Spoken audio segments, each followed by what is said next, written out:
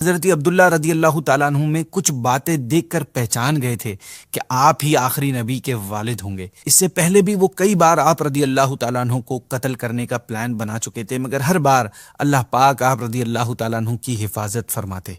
اس بار بھی ایسا ہی ہوا۔ جنگل میں نہ جانے کہاں سے اچانک کچھ لوگ ظاہر ہوئے جو اس دنیا کے بالکل نہیں لگ رہے تھے۔ ان لوگوں نے آ کر یہودیوں کو مار بھگایا اور حضرت عبداللہ کو حفاظت سے ان کے مکان تک پہنچا دیا۔ اب یہ سب کچھ جنگل میں ہو رہا تھا تو وہاں ایک اور صاحب تھے جنہوں نے یہ سب اپنی آنکھوں سے دیکھا۔ وہ تھے وہب بن مناف، حضرت آمنہ رضی اللہ تعالی عنہا کے والد۔ نبی پاک صلی اللہ علیہ وآلہ وسلم کے دنیا میں تشریف لانے سے 55 دن پہلے کا واقعہ اور اس کے بعد ان کے آنے کے بعد کا پورا واقعہ ہے، ایپیسوڈ 1 ہے، آئیے سنتے ہیں۔ یمن کا بادشاہ ہاتھیوں کی فوج کے ساتھ مکے کے باہر موجود تھا۔ ارادہ تھا کہ آج کعبے کو گرا دے گا۔ مکے کے ایک سردار آتے ہیں۔ بادشاہ سمجھتا ہے یہ گڑ گڑائیں گے، رحم کی بھیک مانگیں گے۔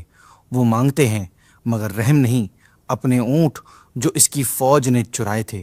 بادشاہ حیران ہو جاتا ہے کہ میں تمہارے سب سے بڑے عبادت خانے کو گرانے آیا ہوں اور تمہیں اپنے اونٹوں کی فکر ہے۔ سردار کہتے ہیں میں اونٹوں ہی کا مالک ہوں، اس لیے انہی کے بارے میں بات کر رہا ہوں۔ رہا کعبہ تو جو کعبے کا مالک ہے وہ خود اس کی حفاظت فرمائے گا۔ پھر آسمان نے وہ منظر دیکھا کہ کعبے کے مالک نے اپنی فوج بھیجی، پرندوں کی فوج، ابابیل کی فوج، جس نے ان ہاتھی والوں کو رہتی دنیا کے لیے عبرت کا نشان بنا دیا۔ یہ واقعہ پیش آیا اللہ کے حبیب صلی اللہ علیہ وسلم کی پیدائش سے 55 دن پہلے۔ السلام علیکم ورحمۃ اللہ وبرکاتہ۔ ناظرین، سیریز دا پرفیکٹ لائف میں آپ کو خوش آمدید۔ ناظرین، اس سیریز میں ہم پیارے آقا صلی اللہ علیہ وسلم کی حیات مبارکہ کے مشہور واقعات سنیں گے۔ آج اس سیریز کا پہلا ایپیسوڈ ہے، آج ہم پیارے آقا صلی اللہ علیہ وسلم کے خاندان اور آپ کی ولادت کے بارے میں جانیں گے۔ ناظرین، ہمارے پیارے آقا صلی اللہ علیہ وسلم کا خاندان اور نسب دنیا کے تمام خاندانوں سے اچھا، اشرف اور اعلیٰ ہے، اور یہ وہ حقیقت ہے جس سے آپ صلی اللہ علیہ وسلم کے بدترین دشمن کفار مکہ بھی کبھی اس سے انکار نہ کر سکے۔ مسلم شریف کی روایت ہے کہ اللہ پاک نے حضرت اسماعیل علیہ السلام کی اولاد میں سے کنانہ کو چنا، اور کنانہ میں سے قریش کو چنا، اور قریش میں سے بنی ہاشم کو چنا، اور بنی ہاشم میں سے مجھے چن لیا۔ پیارے آقا صلی اللہ علیہ وسلم کے خاندان میں سبھی حضرات اپنی کسی نہ کسی خصوصیت کی وجہ سے بڑے فیمس رہے ہیں، مگر ان میں سے کچھ ہستیاں ایسی ہیں جو دوسروں سے زیادہ فیمس ہیں۔ انہی میں سے ایک فہر بن مالک بھی ہیں۔ آپ کا لقب قریش ہے اور آپ کی اولاد قریشی یا قریش کہلاتی ہے، اور اس سے پہلے والے کنانی کہلائے جاتے تھے۔ فہر بن مالک قریش اس لیے کہلاتے ہیں کہ قریش ایک سمندری جانور کا نام ہے جو بہت ہی طاقتور ہوتا ہے اور سمندری جانوروں کو کھا ڈالتا ہے۔ یہ تمام جانوروں پر ہمیشہ غالب ہی رہتا ہے، کبھی مغلوب نہیں ہوتا۔ اب چونکہ فہر بن مالک بھی اپنی بہادری اور طاقت کی بنا پر تمام عرب کے قبیلوں پر غالب تھے، اس لیے تمام عرب والے ان کو قریش کے لقب سے پکارنے لگے۔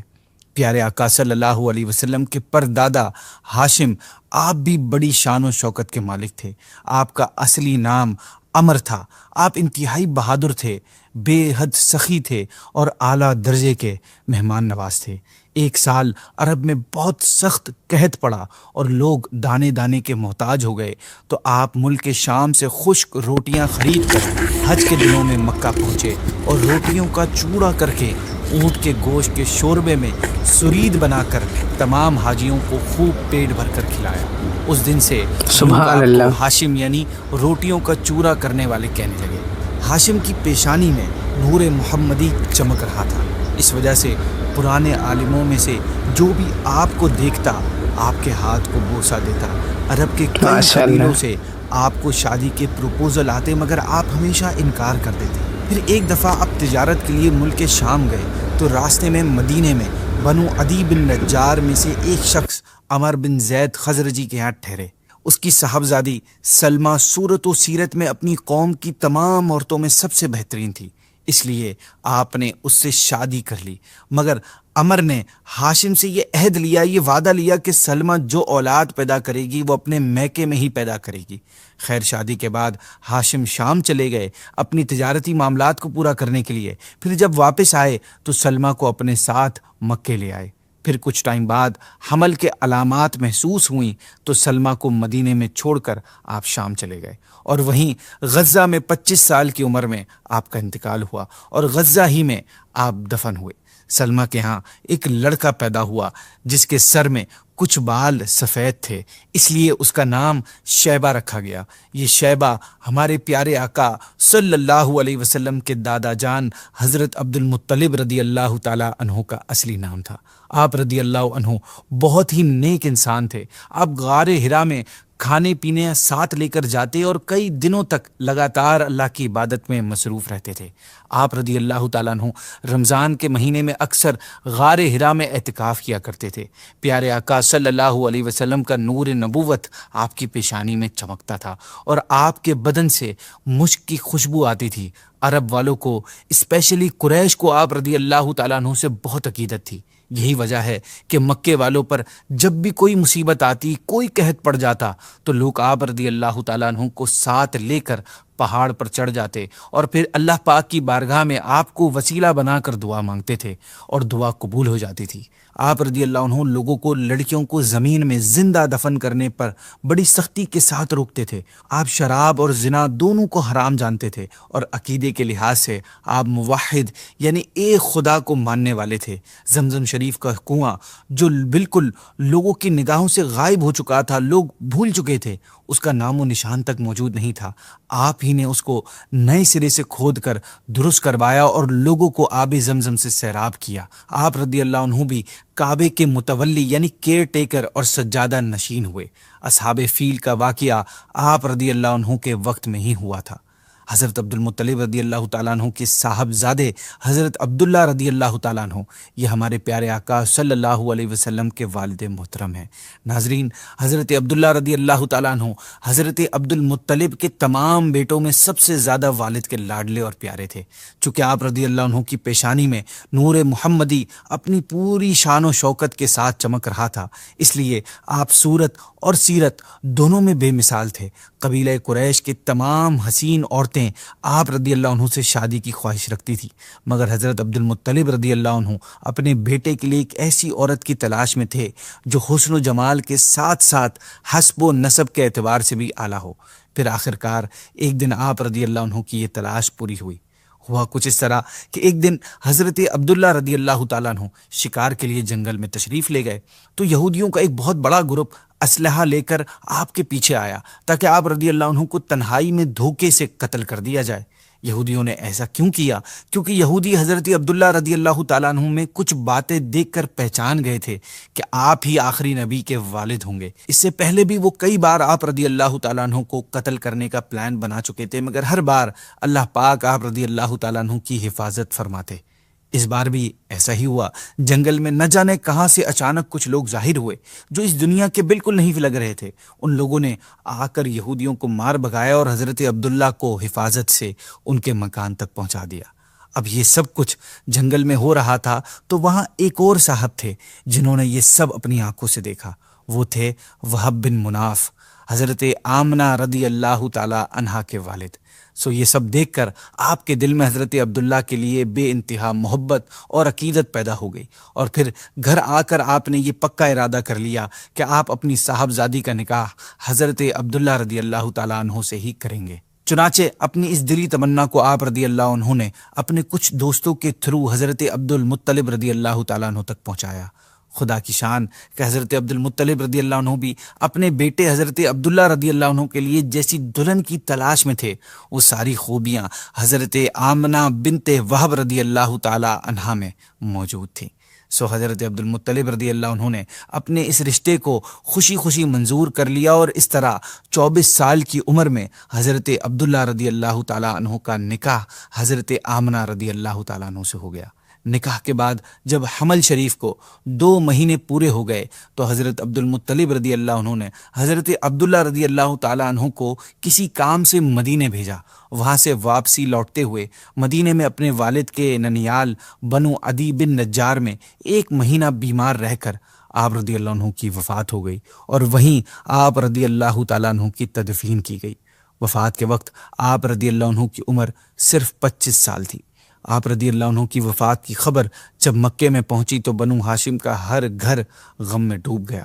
روایتوں میں آتا ہے کہ آپ رضی اللہ عنہ کی وفات پر فرشتوں نے غم زدہ ہو کر بڑی حسرت کے ساتھ اللہ پاک کی بارگاہ میں عرض کی کہ الہی تیرا نبی یتیم ہو گیا۔ رب تعالیٰ نے فرمایا تو کیا ہوا، میں اس کا حامی و حافظ ہوں۔ سبحان اللہ۔ ناظرین، حضرت عبداللہ رضی اللہ عنہ نے ترکہ، جو وراثت کہتے ہیں جس کو، اس میں ایک خادمہ ام ایمن جن کا نام برکہ تھا، اس کے علاوہ کچھ اونٹ اور کچھ بکریاں چھوڑیں۔ یہ سب ترکہ پیارے آقا صلی اللہ علیہ وسلم کو ملا۔ ام ایمن بچپن میں پیارے آقا صلی اللہ علیہ وسلم کی دیکھ بھال کرتی تھی۔ آپ پیارے آقا صلی اللہ علیہ وسلم کو کھلاتی، کپڑا پہناتی اور پرورش کی تمام تر ضروریات پرووائڈ کرتی۔ آپ رضی اللہ عنہ نے بہت ہی محبت اور رسپانسبلٹی سے اس خدمت کو سر انجام دیا۔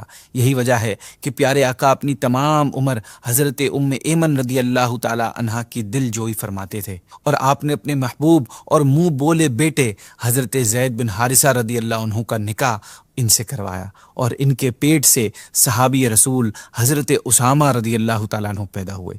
ناظرین، جسے سورج نکلنے سے پہلے ستارے چھپنے لگتے ہیں اور صبح کی روشنی ظاہر ہوتی ہے اور ایک آسمان پر ریڈنس نظر آنے لگتی ہے، یہ سب سورج کے آنے کی خبر دیتے ہیں۔ اسی طرح جب پیارے آقا صلی اللہ علیہ وسلم کی آمد کا وقت قریب آ گیا تو دنیا کے مختلف حصوں میں عجیب عجیب نشانیاں نظر آنے لگیں اور حیران کر دینے والے واقعات ہونے لگے۔ یہ سب علامتیں ایسی ہیں، یہ سارے سائنز ایسے محسوس کروا رہے ہیں کہ گویا یہ پوری دنیا کو جگا کر ایک خوشخبری دے رہے ہوں کہ اب نبی آخر الزماں اللہ پاک کے محبوب صلی اللہ علیہ وسلم تشریف لانے والے ہیں۔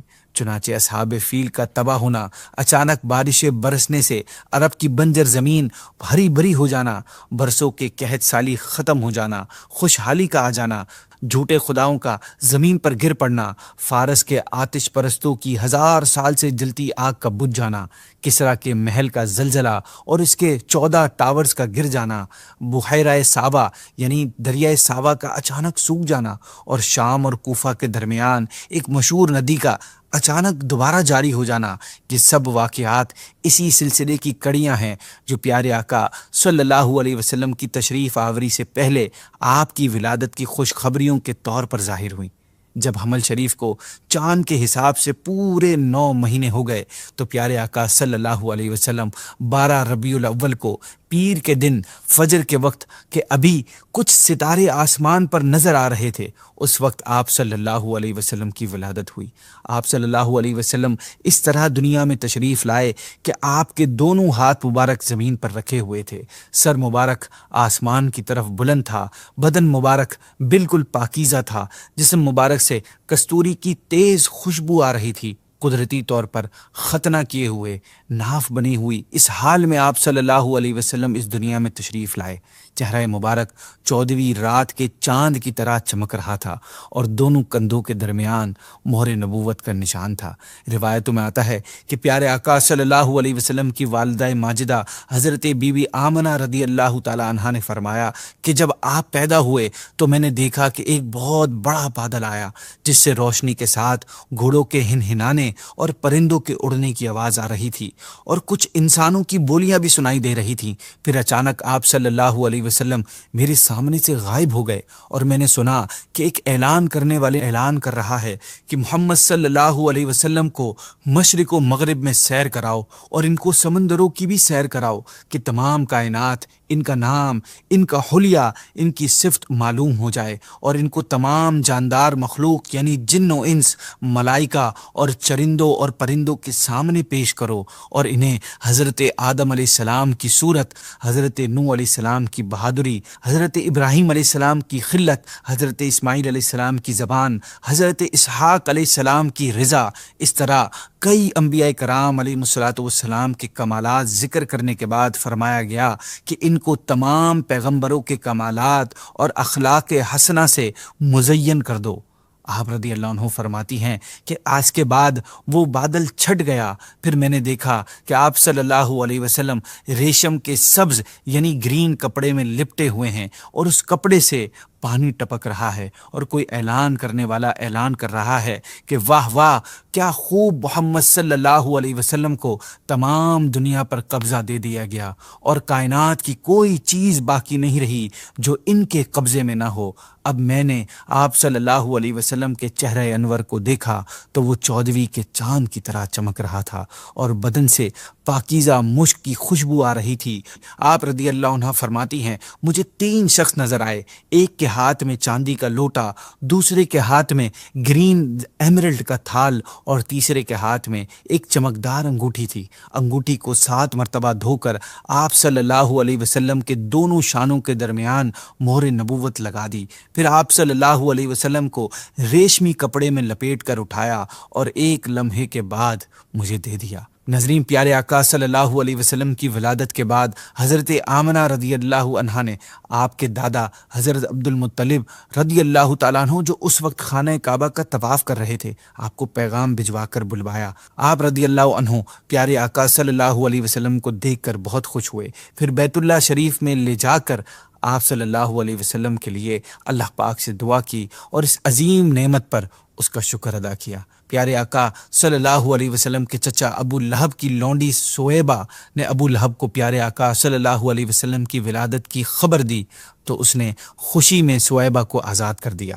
ابو لہب کی موت کے 1 سال بعد حضرت عباس رضی اللہ تعالیٰ عنہ نے خواب میں ابو لہب کو بڑی برے حال میں دیکھا تو پوچھا تجھے کیا ملا؟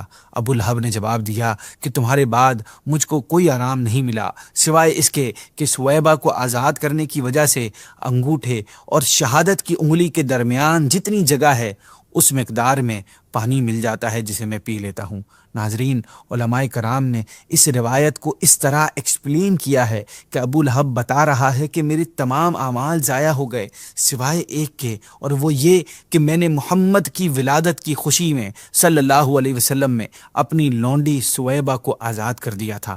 اس روایت کے تحت حضرت سیدنا شیخ عبدالحق محدث دہلوی رحمۃ اللہ تعالی علیہ فرماتے ہیں کہ اس واقعے میں میلاد شریف والوں کے لیے بڑی دلیل ہے جو تاجدار رسالت صلی اللہ علیہ وسلم کی شب ولادت میں خوشیاں مناتے ہیں اور مال خرچ کرتے ہیں۔ یعنی ابو لہب جو کہ کافر تھا، جب وہ تاجدار نبوت صلی اللہ علیہ وسلم کی ولادت کی خبر پا کر خوش ہوئے اور اپنی لونڈی سویبہ کو دودھ پلانے کی خاطر آزاد کرنے پر بدلہ دے دیا گیا، تو اس مسلمان کا کیا حال ہوگا جو محبت اور خوشی سے بھرا ہوا ہے اور مال خرچ کر رہا ہے۔ لیکن یہ ضروری ہے کہ محفل میلاد شریف گانے باجوں اور آلات موسیقی سے پاک ہو۔ ناظرین، یہاں پر ایک اور بات سمجھنے کی ہے، وہ یہ کہ یہ بات ہمارے بلیفز میں سے ہے کہ کافر کو مرنے کے بعد آخرت میں سے کسی بھی نیکی کا اجر نہیں ملے گا آخرت میں اس کو، کیونکہ آخرت میں صرف ایمان والوں کا حصہ ہے۔ آخرت میں صرف مسلمانوں کو نیکی کا اجر ملے گا، کافروں کو ان کی نیکیوں کا بدلہ دنیا ہی میں دے دیا جاتا ہے۔ جب ایسا ہے تو ابو لہب کو کیوں نیکی کا فائدہ ہو رہا ہے مرنے کے بعد؟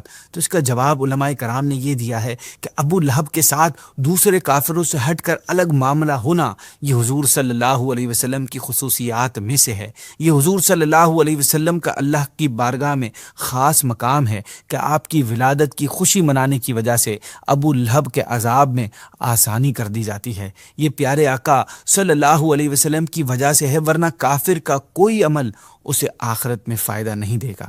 اسی کے ساتھ ناظرین، ہم آج کی ایپیسوڈ کو اینڈ کرتے ہیں۔ نیکسٹ ایپیسوڈ میں ہم پیارے آقا صلی اللہ علیہ وسلم کے بچپن کے واقعات سنیں گے۔ السلام علیکم ورحمۃ اللہ وبرکاتہ۔